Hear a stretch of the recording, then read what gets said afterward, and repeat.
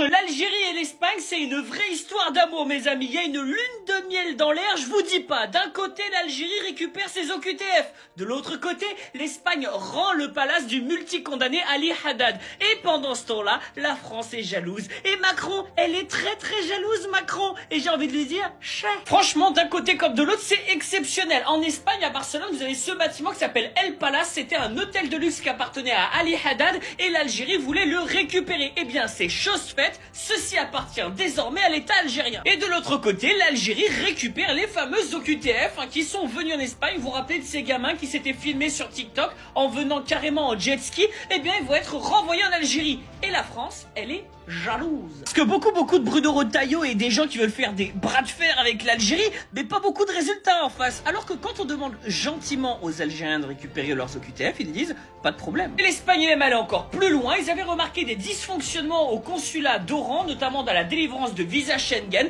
Et donc l'Espagne a mis fin en fonction d'une responsable consulaire parce qu'il y avait de vrais doutes sur les raisons de ces refus. Avec les Algériens, il n'y a qu'une seule règle. Le respect, l'honnêteté, la droiture. Tout ça, c'est une seule règle. Et si vous le respectez, vous aurez toujours l'amitié des Algériens. Dites-moi ce que vous en pensez dans les commentaires, mes amis algériens. En France, on devrait apprendre ce que fait l'Espagne et respecter l'Algérie. Tahia Al Jazeera, vive la France libre et souveraine et surtout, mes amis, arrive à Espagne.